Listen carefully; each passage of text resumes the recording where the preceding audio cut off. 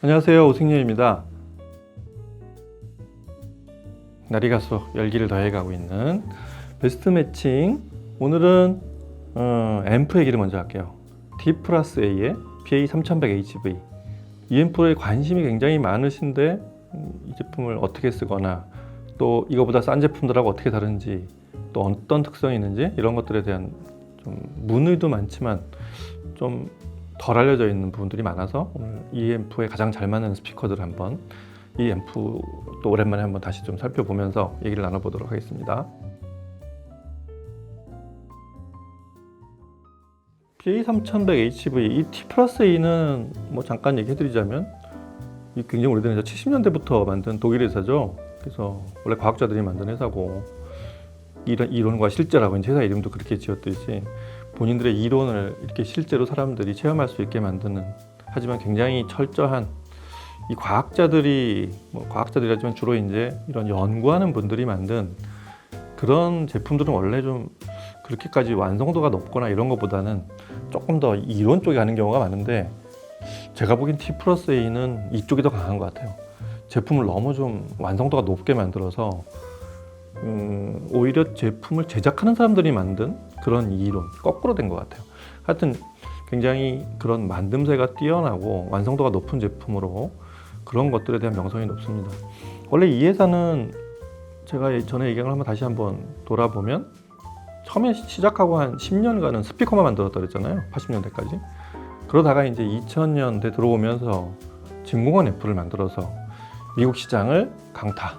그래서 스테레오파 LG 같은 데 표지에 나오고 A클래스에 막 추천되고, 도대체 이게 어느 회사냐, 어느 나라 회사냐 막 이렇게 해서 그때부터 갑자기 이제 쭉 급물살을 타기 시작했던 거죠. 그러다가 이제 한 2000년대 후반 들어오면 우리가 하는 스위칭 증폭, 스위칭 모듈, D클래스 증폭 모듈 이런 거 탑재한 앰프들도 제작이 되고, 이렇게 아주 정도를 걸어서 발전해온 대표적인 브랜드예요. 근데 이 회사는 그렇게 될 때까지도 전원만큼은 리니어 전원의 그 고유의 방식은 포기하지 않고 그 방식을 그대로 고수해온 회사라고 보시면 되겠습니다. 그래서 T+ 회사의 앰프를 볼 때도 스피커를 생각해 보시면 잠깐 떠올려 보면 대충 답이 나옵니다. 그러니까 T+A는 지난번에 저희 S10이나 이런 스피커도 살펴봤었잖아요. 그 원래 바디를 전부 알루미늄, 그런 아주 금속 프레임, 나무가 아닌 그런 걸로 제작을 해요. 플랫폼 자체가 공진을 철저하게 처음부터 접근도 못하게 하는 이런 방식으로 스피커를 제조한 회사라서 그런 스피커를 드라이브하는 앰플로 제작이 되어 있다고 보시면 대략은 맞겠습니다. 그래서 이 회사의 앰프들을 보면 기본적으로 좀 독일인 특유의 철저함도 있지만 그 멀티 유닛이 달린, 그다음에 대구경 우퍼, 그다음에 능률이 낮은 이런 스피커들, 그런 스피커들을 주로 다루게 만든 그런 앰프들입니다. 그래서 어떻게 보면 하이파이 하시는 분들이 가장 좋아할 만한 앰프들이 바로 T+A 앰프들인데, 단가가 그렇게 만들다 보니 타협을 하지 않고 만들다 보니 역시 그 단가들이 좀 높다는 게 좀 접근하기가 쉽지 않습니다. 그래서 요새는 이제 점점 이제 아래쪽으로 조금 가성비 높고 단가를 낮추는, 어떻게든 여러 가지 옵션을 빼서 낮추는 쪽으로 가는 그런 제품도 많이 출시가 되고 있는데, 여하튼 PA3100HV는 그 회사의 플래그십 인티 앰프로 이렇게 굳건하게 서 있습니다. 제품 자체가 완성도도 높고 이 독일인 특유의 장인 정신 같은 게 있어서, 이거는 사건 안 사건 난 이렇게까지는 만들어야 돼, 이런 정신이 굉장히 모든 제품 구석구석에 반영이 돼 있어서, 앰프는 디지털하고 아날로그 신호도 분리해야 되고 입출력도 나눠야 되고, 그런 것들이 이렇게 전부 체인버가 나눠져 있어서 전체 셰시를 다 각각 그 알루미늄, 그 솔리드 알루미늄을 파가지고 그 안에다 수납하는 방식으로 만들었고, 각각의 저기 다 분리되어 있는 파티션이 쳐져 있는 그런 게 아니라 각각의 이렇게 서로 분리된 체인버를 서로 실링을 해서 이렇게 붙여놨어요. 이게 좀 독특하죠. 서로 신호 간섭이라는 건 거의 사실상으로 없게 만들어 놓은 그런 좀 아주 뛰어난, 만듦새 자체도 뛰어난, 그리고 마감 자체도 굉장히 완성도 높게 만든 그런 제품이라고 보시면 되겠습니다. 그래서 이 제품도 이렇게 위에서 내려다 볼 수 있게 투명하게 상판을 만들었잖아요. 그런 것들도 그런 자신감이자 우리 이렇게 만들었다라는 걸 보여주려는 뭐 그런 표식이기도 합니다. 그래서 제품의 소리도 좋아야 되지만 또 전능해야 되지만 만듦새도 따지는 분들이 굉장히 좋아할 만한 브랜드가 T+A라고 보시면 됩니다. 나는 돈을 더 주고라도 조금 더 이렇게 잘 만들고 오래 쓸 수 있고 그 다음에 이렇게 보기에도 좋고 내가 이렇게 조작감도 좋은 이런 거 따지시는 분들이 아마 T+A의 사용자가 되지 않을까 싶고요. 뭐 곳곳에 뭐 기능들이 굉장히 많아요. 뭐 예를 들어서 이 앞에 패널도 4cm 두께 이렇게 만들었다고 하는데 거의 제로 수의 센서라고 그래가지고 이 터치식이에요. 파워 버튼도 터치식으로 이게 투명 패널이죠. 앞쪽이 그렇게 작동하게 돼 있는 것도 전 버튼을 다 터치식으로 센서가 작동하게 돼 있게 그렇게 제작이 돼 있는 것도 좀 독특합니다. 이 제품은 좀 아까 제가 T+A의 스피커들 그런 공진 특성이 뛰어난 이런 스피커들을 드라이브하기에 최적으로 만들었다고 제가 말씀을 드렸는데 350W인가 되죠 출력이. 이 앰프가 기본적으로 이런 특성이 있어요. 350W 앰프 좀 억세지 않을까. 특히 이 앰프는 하이 볼티지라 해서 뒤에 HV가 붙어 있는데 고전압으로 굉장히 파워풀한 드라이브 하는 그런 특성이 좀 뛰어납니다. 근데 전혀 우리가 아는 고출력 앰프들 정확히 말하면 예전의 고출력의 전형적인 그 선입관이 뭐냐면 앰프가 출력만 높이다 보면 일단 드라이브는 잘해야 돼. 나는 PA용이야. 예를 들어서 야외에서도 쩌렁쩌렁 소리가 나야 돼. 이런 앰프들이 출력이 높았거든요, 보통.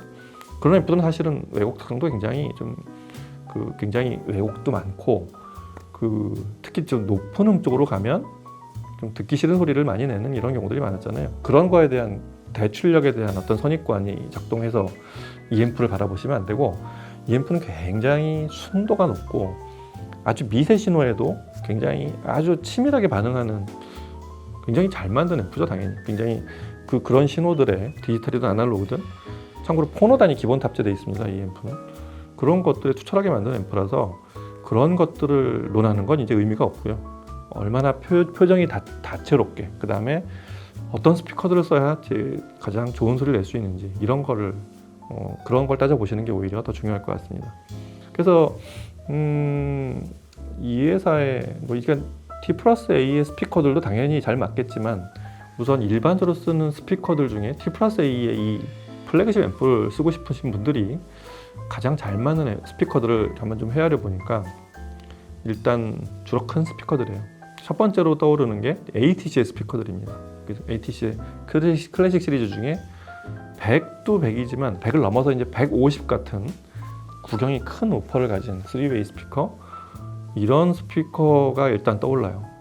ATC는 능률이 50, 100, 150 이 클래식 시리즈들은 이 아래 20 같은 이렇게 좀 굉장히 미드 베이스 움직이기가 힘들고 제동이 어려운 이런 좀 힘든 북쉘프에 비해서 스탠드 거치형 스피커들에 비해서 소리가 능률도 높고 소리가 쉽게 납니다.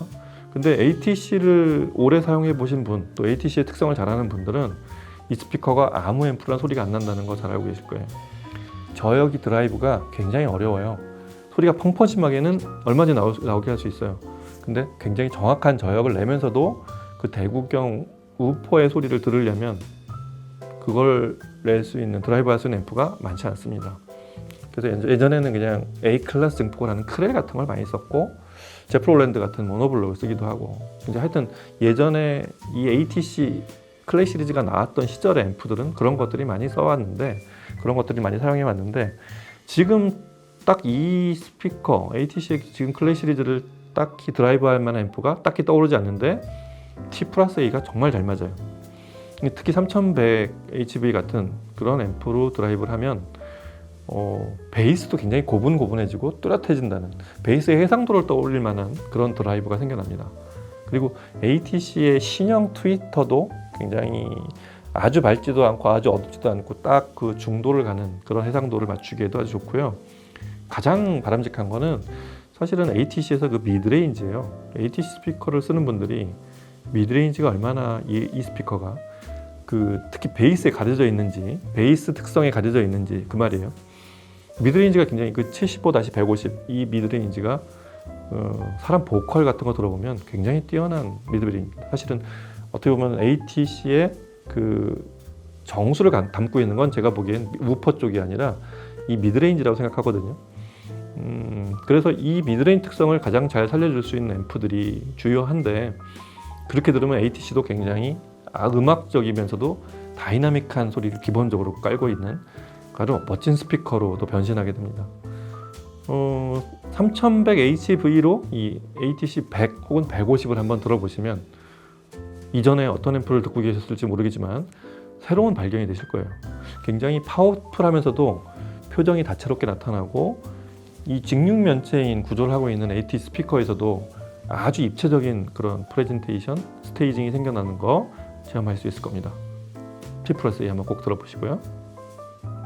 두 번째로 추천하는 스피커가 바로 윌슨 베네시의 엔데버입니다.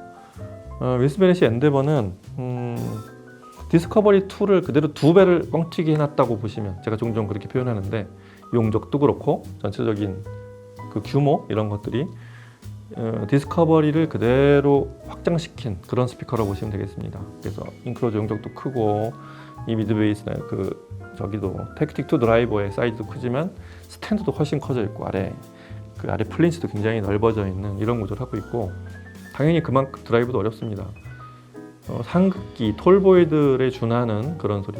어떤 면에서는 톨보이들보다 더 드라이브가 어렵다고 해야 되겠죠. 왜냐하면 이 7인치 위아래를 이렇게 스피커 바닥 쪽에 이렇게 아래 마그넷이 튀어나와 보이는 이 독특한 디자인을 하고 있는 이 윌슨 베네시의 스피커 체인버 안쪽에 보면 똑같은 게 하나 더 있어서 이렇게 조개 위아래 뚜껑 구조라고 했죠. 클램쉘 구조로 되어 있는 7인치 택틱 드라이버 베이스가 이렇게 들어있는 거. 그 다음에 미드레인지도 똑같은 7인치가 하나 또 있는 거. 그렇게 4개 유닛을 올려야 되는 거. 이게 좀 굉장히 이 스피커를 드라이브하기 어렵게 만듭니다. 그래서 특히 대부분의 윌슨 베네시 스피커들이 그렇지만 특히 스탠드 마운트형 요 2개 제품들, 버텍스까지 하면 이제 3개지만 이 스피커들을 드라이브 하려면 이런 포인트들이 있어요. 베이스가 존재감 있게 나와야 된다는 거. 베이스가 힘이 약하게 나오는 그런 경우가 대부분이에요. 이 스피커의 장점이 뭐냐면, 모든 윌슨 베네시의 그 지오메트리 시리즈의 공통점이지만 스피커가 허공에 사라져야 되거든요. 원래 그렇게 만들었잖아요. 카본 붙이고 공진 엽게 해가지고 그래야 되는데, 그렇게 사라지고 보니 저음이 잘 존재감이 없는 경우가 굉장히 많거든요. 원래 스피커 제조를 그렇게 했어요. 그런 특성을 가지고 만들다 보니. 그래서 이 스피커를 윌슨 베네시를 사실 제대로 구사하는 가장 큰 포인트는, 그게 사라지는 만큼 뛰어난 재생 특성을 갖춘 앰프가 필요하기도 하지만 베이스의 존재감까지 거기다 붙여내야 됩니다. 그럴 때 쓰는 게 바로 T+A나 벨칸토도 종종 추천하지만 지금은 T+A 3100만한 이런 전능한 앰프가 필요해요. 그래서 엔데버 같은 스피커에 이 3100을 붙이면 베이스의 그 다이나믹이 아주 또렷하게 나오면서도 스피커는 여전히 사라지는, 그러면서 이 세미스피어 트위터의 그 아주 굉장히 정확하다고 표현해야 되죠. 정확하면서도 음색이 아주 투명한 이런 특성, 그런 걸 잘 살려주는 그런 조합이 될 수 있습니다. T+A 3100이 어떤 면에서는 가장 잘 발휘되는, 아주 끝까지 성능을 나 여기까지 할 줄 안다 이런 거를 잘 보여줄 수 있는 스피커가 바로 윌슨 베네시 엔데버라고 생각이 돼요. 디스커버리 2도 물론 들어가 있죠. 디스커버리는 지금 이제 신형 3가 나와서 좀 있으면 그걸 한번 또 시청을 해봐야 되겠지만, 역시 그런 스탠드 마운트형의 윌슨 베네시 스피커들하고 굉장히 잘 맞는 앰프가 바로 PA3100HV가 될 것 같습니다. 그 다음에 이제 제일 좀 어려운 큰 스피커까지도 이 앰프가 과연 능력이 어디까지인지를 잘 보여주는 스피커가 바로 프로악의 플래그십인 K10입니다. 그 케블라 8인치, 전부 가상 동축형으로 상하 대칭으로 돼 있죠. 키가 1m80인가 되고, 이런 8인치 우퍼, 그 다음에 5인치 미드 베이스, 그리고 가운데 이제 5인치 미드 레인지죠. 그리고 가운데 중앙에 트위터가 한 개 있는 이런 구조로 돼 있는 풀 레인지 20Hz대까지 내려가는 프로악 최대 사이즈의 스피커죠. 리스판스 4 때부터의 전통이 내려온 이 스피커는 사실 드라이브가 너무 어려운 스피커의 하나로 알려져 있고, 공간이 작으면 쓸 수도 없지만 여하튼 그런 조건을 맞춰주면 드라이브를 잘해주고 천장이 어느 정도 높이가 나오면서 공간이 이 스피커가 제대로 전체 어쿠스틱을 발휘할 수 있는 공간이 받쳐주면 작은 스피커들이 대신할 수 없는 엄청난 소리가 나옵니다. 단순히 스케일이 크고 뭐 엄청난 음량이 엄청나거나 이런 게 아니라 거의 실제 소리와 같은 그런 좀 멋진 소리가 나오는 그런 스피커가 바로 프로악의 K10인데요. 신형 케블라와 그 다음에 리본 트위터가 들어가면서 이 둘이 굉장히 상반된 어떤 특성을 잘 갖춰줘야 되는 것도 앰프 쪽에서의 굉장히 좀 어려운 그런 스피커가 되는 그런 특성들이 있는데 특히 미드레인지 같은 것도 또 이 베이스하고 트위터 특성이 그렇게 좋으면서도 미드레인지가 새로운 이 프로악 스피커의 어떤 핵심이다 이렇게 표현할 정도로 이렇게 튤립 가이드로 만든 알루미늄 깎아서 만든 그런 미드레인지의 소리도 잘 살려줘야 된다는, 정말 어렵죠. 이 세 구간에 있는 대역을 다 잘 살려줘야 된다는.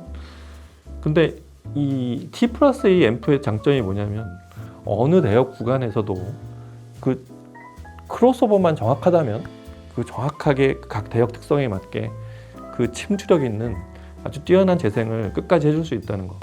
그 문자 그대로 그 원래 음원에 있는 신호를 그대로 앰프까지 앰프에서 스피커까지 전달하는 그런 것까지는 본인이 알아서 할 테니 소리만 제대로 내라, 이런 앰프가 사실은 PA3100HV거든요.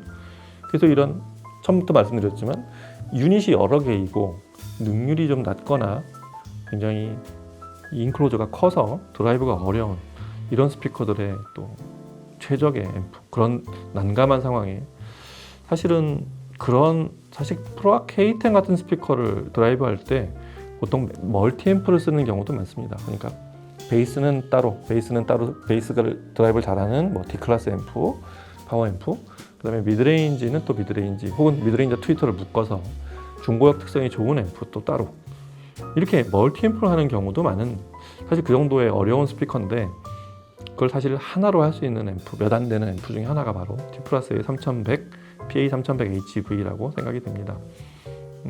앰프 앞서 얘기한 걸 다시 또 잠깐 환기시키자면 앰프 자체의 어떤 조작감이나 그 완성도 이런 거 따지시는 분들과 음악을 굉장히 아주 콘트라스트 뚜렷뚜렷하고 이렇게 다채로운 표정들이 잘 나타나게 이렇게 들어가셔야 되는 분들, 프로악 K10 사는 분들은 그런 소리 들으려고 사는 거 아니겠어요? 그걸 다 듣고 싶으신 분들은, 또 하나의 앰프로 끝내고 싶은 그런 분들은 T 플러스의 PA3100HV를 꼭 한번 들어보시기 바랍니다. 자, 오늘은 이래서 T 플러스 A의 플래그십 앰프, T 플러스 A의 PA3100HV 여기에 맞는 스피커 3가지를 또 단계별로 그 등급별로 살펴보는 시간을 마련했습니다. 다음 시간에 또 다른 제품과 얘기로 찾아뵐게요. 감사합니다.